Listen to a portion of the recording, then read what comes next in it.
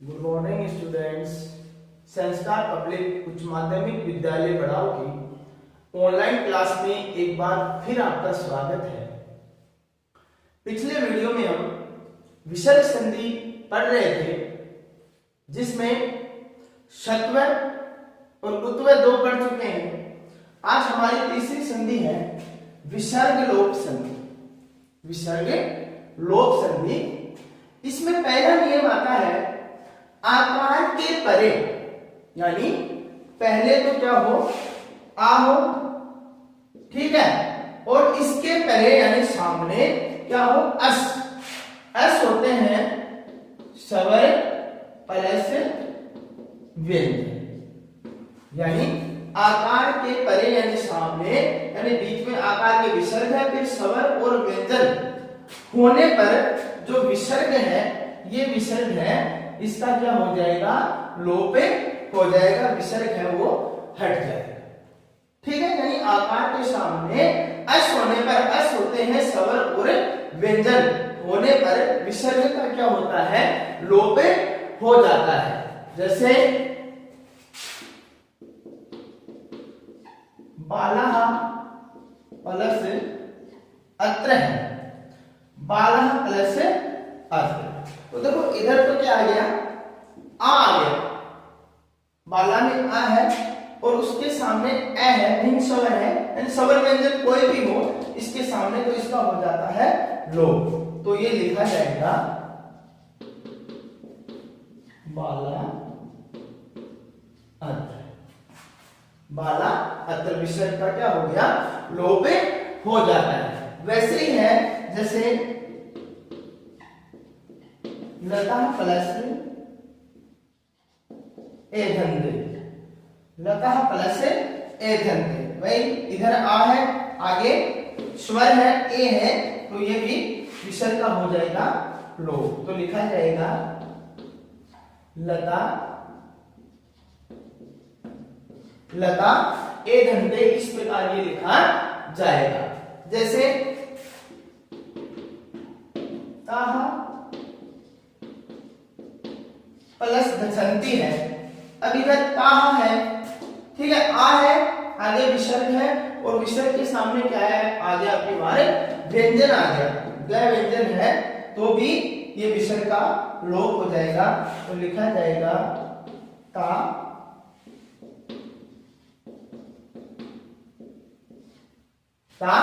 गच्छन्ति, इस प्रकार ये लिखा जाएगा। जैसे एक और देख लो, बालः हसन्ति लिखा हुआ है, तो इधर भी आ और आगे व्यंजन है, तो भी विसर्ग का लोप हो जाएगा। तो लिखा जाएगा बाला हसन्ति, बाला हसन्ति, विसर्ग का हो गया लोप। तो ये आपका पहला नियम है, ये इसके ये उदाहरण हो गए। सीधा सा है, आकार के परे अस होने पर, यानी इधर तो आ हो, फिर विसर्ग हो, विसर्ग के सामने अस स्वर या व्यंजन होने पर विसर्ग का लोप होता है, यानी विसर्ग है, इसका लोप हो जाएगा, गायब हो जाएगा। तो देखो इसमें था बाला प्लस अत्र, तो बना बाला अत्र। लता एधन्ते, लता एधन्ते।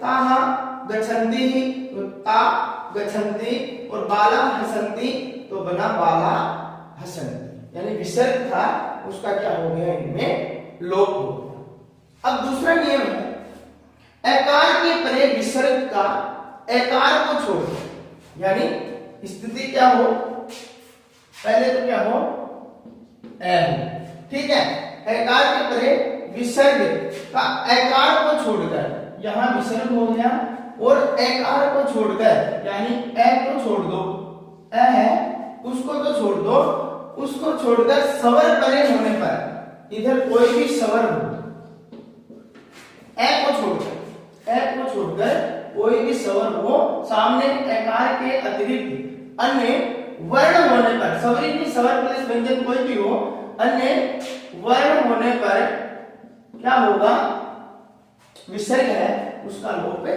हो जाएगा। ठीक है, इधर ए आ जाए, विसर्ग आ जाए, विसर्ग के सामने ए नहीं आना चाहिए, ए को छोड़कर कोई भी वर्ण आए तो क्या होगा, विसर्ग है इसका लोप हो जाएगा, विसर्ग है इसका लोप हो जाएगा। जैसे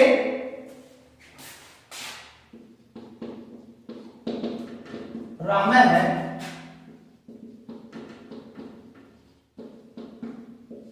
आगस्ती, राम है आगस्ती है। अब तो यहां आ गया, ए नहीं है, ए नहीं होना चाहिए, कोई भी आ जाए स्वर या व्यंजन।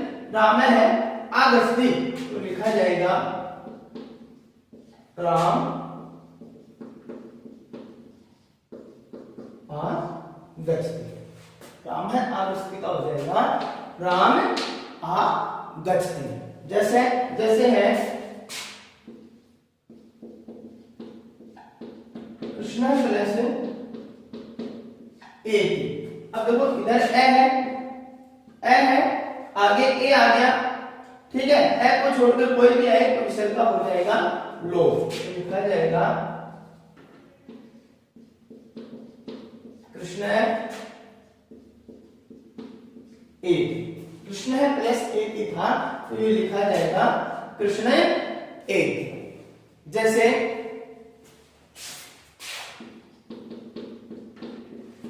बाला प्लस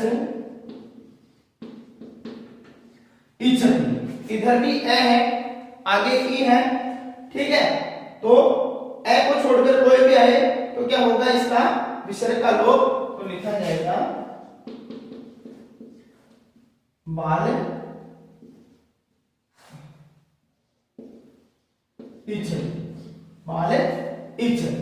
तो ये दूसरा नियम इसका हो गया, यानी एकार के सामने या एकार के परे विसर्ग का, एकार को छोड़कर स्वर होने पर उसका क्या होता है, विसर्ग का लोप होता है। स्वर होने पर, वर्ण स्वर होने पर विसर्ग का लोप होता है, यानी ए को छोड़ दो उसके अलावा जो भी है तो इसका लोप हो जाएगा, स्वर को छोड़कर, स्वर को छोड़कर।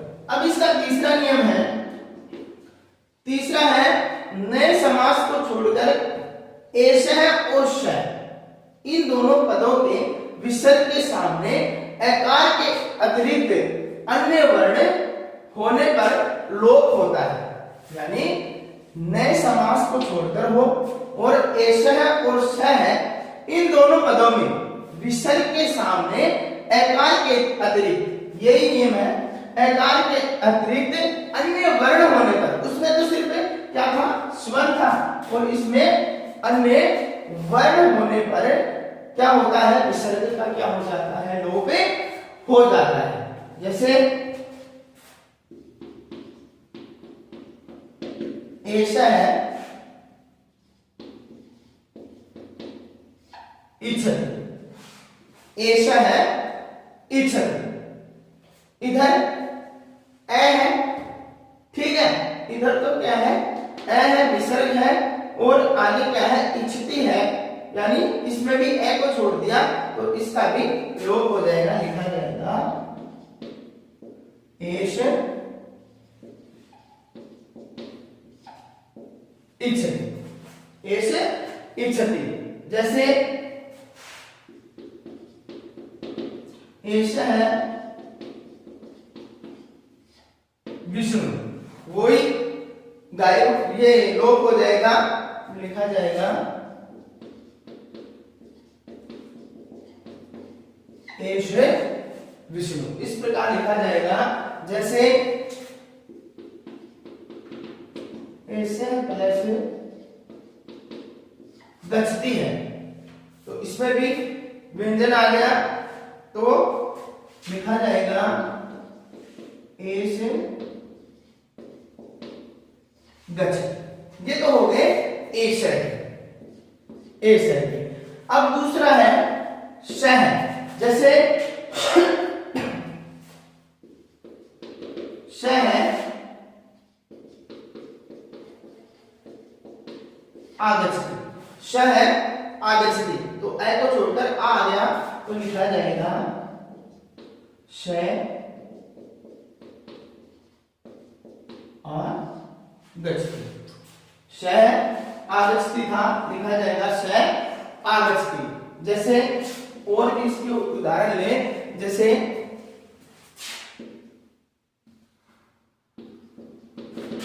शह प्लस तत्र, शह प्लस तत्र तो लिखा जाएगा शह तत्र, शह तत्र। जैसे है शह प्लस शंभु, लिखा जाएगा शह शंभु। तो इस प्रकार ये लिखे जाएंगे। ठीक है, तो ये भी हो गया ऐसा इच्छति, तो विसर्ग का लोप हो जाएगा क्योंकि सामने भिन्न वर्ण है। तो ऐसा है इच्छति, तो ऐसा इच्छति, ऐसा है विष्णु तो लिखा जाएगा एस विष्णु, ऐसा है गच्छति तो एस गच्छति, और स है आगच्छति तो स आगच्छति, स है तत्र स तत्र, और स है शंभु तो लिखा जाएगा स शंभु। ये हो गए आपके 3 नियम। अब चौथा नियम है, लास्ट है, रे परे होने पर, यानी सामने क्या हो, र होने पर स्वर के आगे के विसर्ग का लोप होता है। स्थिति कैसी हो, जैसे चलो ये मिटा देता हूं मैं।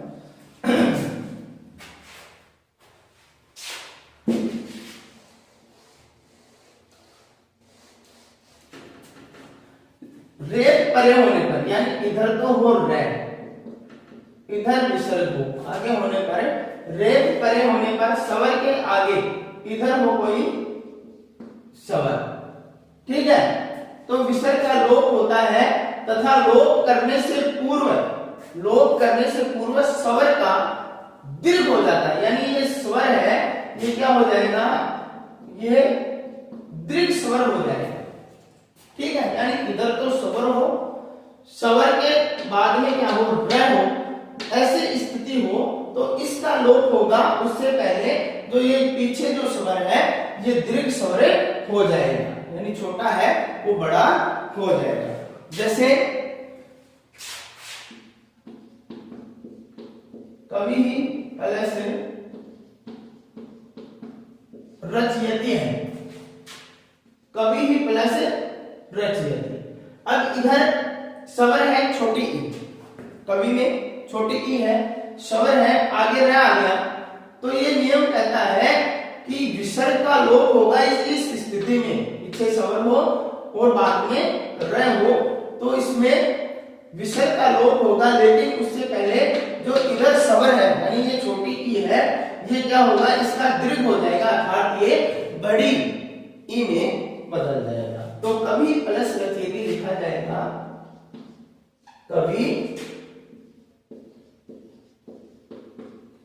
रचयति, कवि रचयति। अब देखो ये हो गया, कवि छोटी मात्रा थी, बड़ी मात्रा होगी, और फिर विसर्ग का लोप, और फिर लिखा जाएगा कवि रचयति।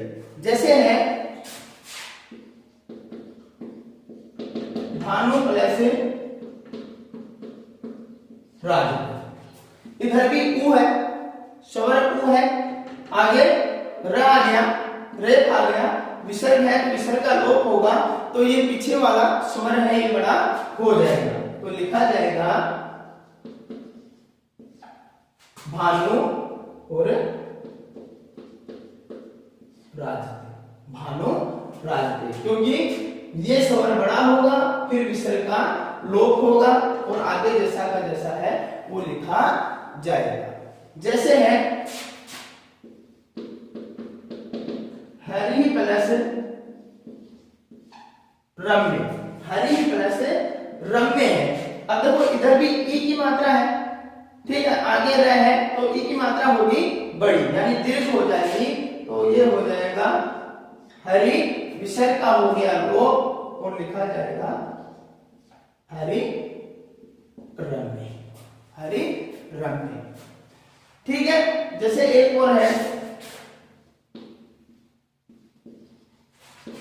शंभु प्लस राज, इधर र आ गया और इधर उ आ गया, तो ये लिखा जाएगा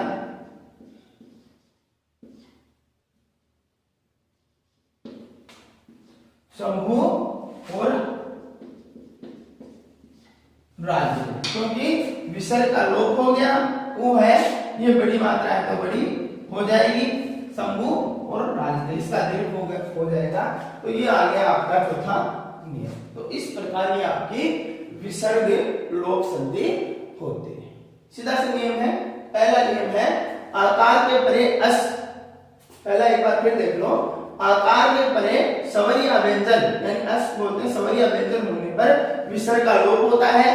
तो आपके सामने ये रहा, इधर आकार है सभी और उसके सामने क्या हो सवरिया व्यंजन होने पर तो सीधा सा है बाला प्लस अत्र, बाला अत्र, लता प्लस दंते, लकाए दंते, यानी विसर्ग है इन सबका लोप हो जाता है। ठीक है। उसके बाद में दूसरा नियम बताया कि दूसरे नियम में क्या होता है, आकार के परे विसर्ग का एकार छोड़कर स्वर होने पर लोप होता है। तो ठीक है, इसके सामने स्वर आ जाए, एकार के सामने विसर्ग हो, बाद में ए को छोड़कर कोई भी स्वर आ जाए तो विसर्ग का लोप होता है। फिर तीसरा है नए समास को छोड़कर ऐसे और से आ जाए, यानी तो क्या होगा विसर्ग का लोप हो जाएगा। ऐसे इच्छति देखो से आगच्छति, तो इस प्रकार ये बनेगी। ये इसका होगा तीसरा नियम। और चौथा आखिरी नियम है रेप परे होने पर यानी सामने र होने पर क्या होगा, आगे के स्वर है उसका विसर्ग का लोप हो जाएगा और जो पीछे जो स्वर है ये हमेशा क्या हो जाएगा दीर्घ हो जाएगा। तो कभी रचेती था तो कभी रचेती हो गया, भानु प्लस रास्ते बड़ी मात्रा हो गई, उधर दीर्घ हो गया भानु रास्ते, हरिरम में बड़ी मात्रा हरिरम में, और शंभु रास्ते तो शंभु की बड़ी मात्रा रास्ते। तो इस प्रकार ये आपकी क्या कौन सी संधि है, विसर्ग लोप संधि है, इसमें विसर्ग का लोप होता है। आज हम एक छोटी सी संधि और है और लास्ट है वो संधि में स्वर आपकी हो गई, व्यंजन हो गई, और आज जो विसर्ग संधि है उसका लास्ट भेद है वो भी आज ही हमें पढ़ेंगे, और वो संधि है ऋत्व विसर्ग संधि। तो वो भी आज ही हम पढ़ेंगे।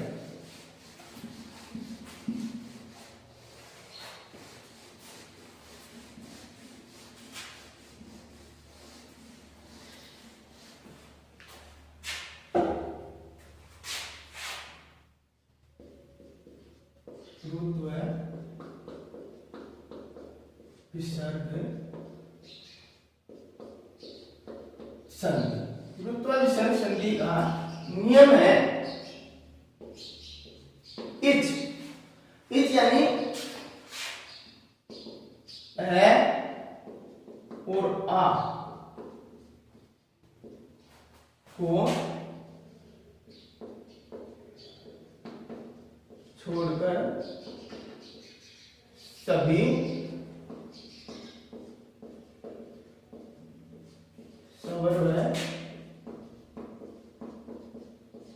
व्यंजन इच होते हैं ए आ को छोड़कर सभी स्वर और व्यंजन, यानी ए आ को छोड़कर सभी स्वर और व्यंजन को बोलते हैं इच।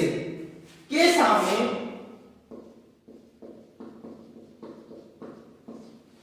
स्वर और व्यंजन के सामने क्या हो, अस हो, यानी के सामने अस, यानी बीच में आ गया क्या, विसर्ग आ गया, यानी इधर तो क्या हो ए आज को छोड़कर सभी स्वर या व्यंजन हो, फिर बीच में आ गया विसर्ग के सामने अस। अस होते हैं स्वर और व्यंजन, क्या लिखें स्वर प्लस व्यंजन, स्वर और व्यंजन होने पर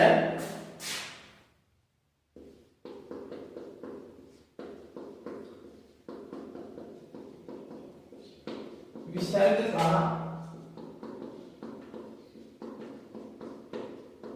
लोप होता है। यानी ये स्थिति है, इधर ए और आ इनको छोड़कर स्वर और व्यंजन, इनको छोड़कर स्वर और व्यंजन हो, इन दो को छोड़ दो, इनको छोड़कर स्वर और व्यंजन हो और बीच में क्या हो विसर्ग और विसर्ग के बाद में क्या हो स्वर और व्यंजन होने पर जो विसर्ग है इसका रेप यानी इसको र आदेश होता है। जैसे जैसे है मुनि प्लस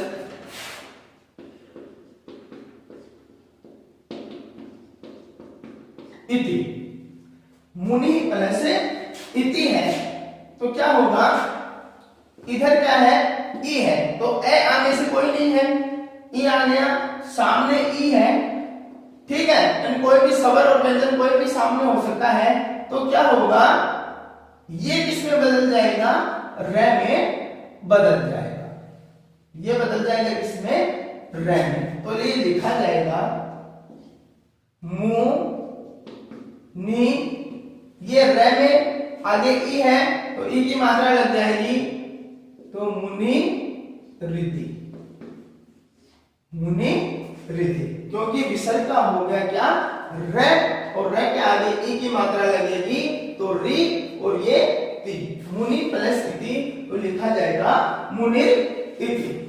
जैसे है भानु प्लस असौ, भानु प्लस असौ है तो इसमें देखो भानु, भानु हो गया, आगे विसर्ग का होगा र, र में ए मिलेगा तो पूरा र और आगे सौ, भानु प्लस असौ लिखा जाएगा भानुर रसौ। जैसे है तई प्लस आगत है, तई प्लस आगत है तो तई आगे है र, आ की मात्रा लगेगी तैरा गत है, तई प्लस आगत है लिखा जाएगा तैर आगत है। उसके बाद में है जैसे धेनु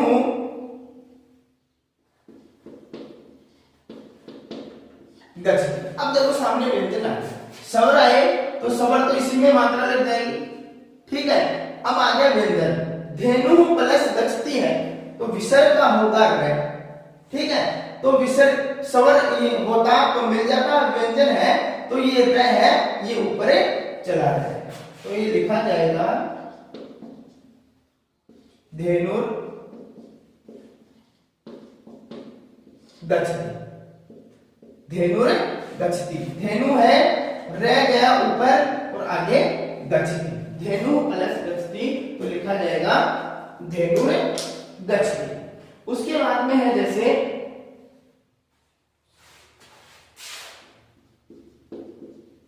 एतै प्लस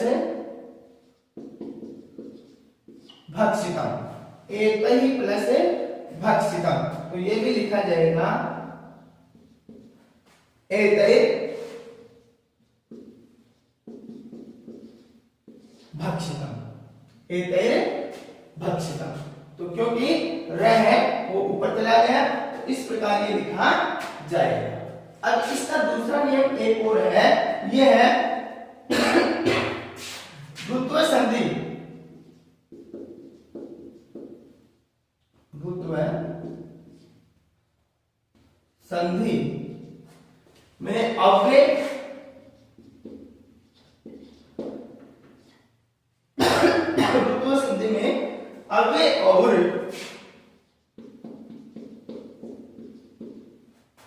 ऋकारांत, अव्यय और ऋकारांत शब्दों के संबोधन में,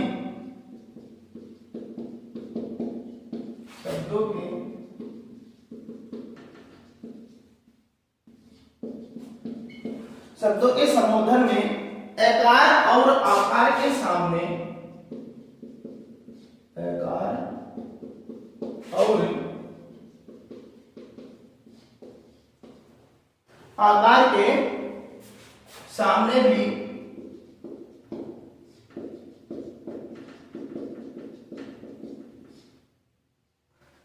भी विसर्ग के स्थान पर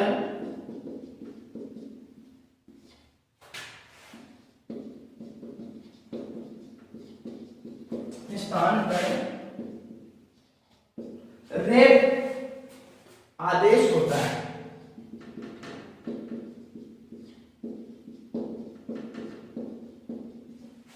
रेप आदेश से होता है, यानी स्थिति क्या हो, रुत्व संधि के अव्यय और ऋकारांत शब्दों के संबोधन में आकार और आकार के सामने भी विसर्ग के स्थान पर रेप आदेश से होता है। जैसे है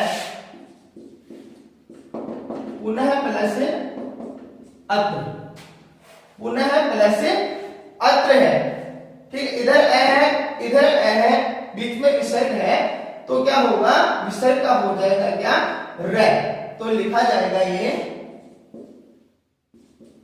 पुनः रे, आधा होगा, आगे ए मिल गया तो पूरा रे, पुनर्अत्र, पुनः प्लस अत्र हो जाएगा पुनर्अत्र।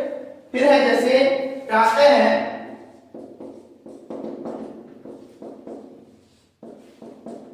प्लस गच्छति, प्रातः है प्लस गच्छति, तो इधर तय है, आगे व्यंजन आ गया तो ये हो जाएगा प्रातः, क्योंकि स्वर होता तो इसमें मिल जाता, गए के ऊपर जाएगा तो लिखा जाएगा प्रातः गच्छति, प्रातः प्लस गच्छति तो लिखा जाएगा प्रातः गच्छति। जैसे पितः प्लस वंदे है, पितः प्लस वंदे, तो इधर तय में ए है, आगे वह है, तो विसर्ग का हो जाएगा रे, तो रह जाएगा ऊपर, तो लिखा जाएगा भीतर वंदे। वैसे ही है जैसे माता है प्लस वंदे, तो लिखा जाएगा मातृ वंदे। तो इस प्रकार ये आपकी छोटी सी रुत्व विसर्ग संधि है, इसी के साथ आपकी संधियां हैं वो पूरी हो गई है। अब मिलते हैं नए वीडियो में, धन्यवाद।